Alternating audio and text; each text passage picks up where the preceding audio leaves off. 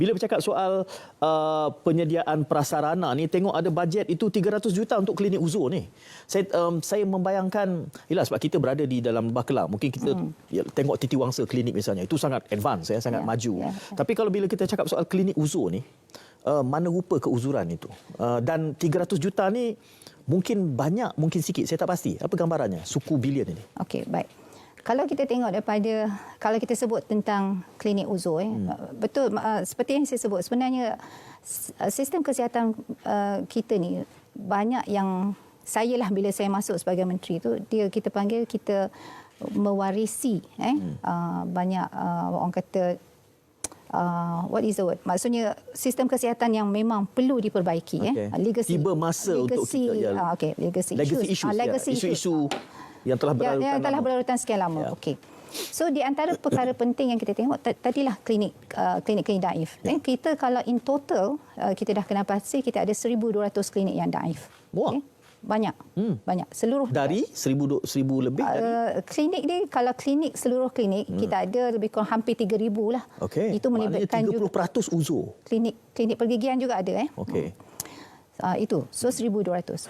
So untuk tahun ini 2023 kita diberi bajet setinggi 100 juta untuk klinik-klinik daif ni. So kita ada definisi juga untuk klinik daif ni. So klinik daif ni kategori dia. Yang pertama, klinik yang telah umur lebih 50 tahun. Banyak klinik tu. So itu dikategorikan sebagai uzur. Kemudian apa lagi? Klinik-klinik yang mungkin tidak berapa uzur tapi masalah infra dia. Macam contoh pendawaian elektrik dia. Dan sistem perpaipan mungkin perlu diperbaiki. Itu juga dikategorikan sebagai uzur. Dan yang ketiganya ialah klinik-klinik yang telah dalam disaster, maksudnya contoh banjir, terkesan akibat banjir ataupun ribut dan sebagainya, itu juga dikategorikan sebagai uzur. Jadi alhamdulillah pada tahun ini kita beri sebanyak 100 juta dan itu pun sebenarnya ada penjimatan dan kita boleh tambah, dan kita target pada tahun ini 436 klinik dan alhamdulillah kita dapat tambah because of penjimatan another 75 klinik. So alhamdulillah untuk tahun depan kita diberikan sebanyak 300 juta.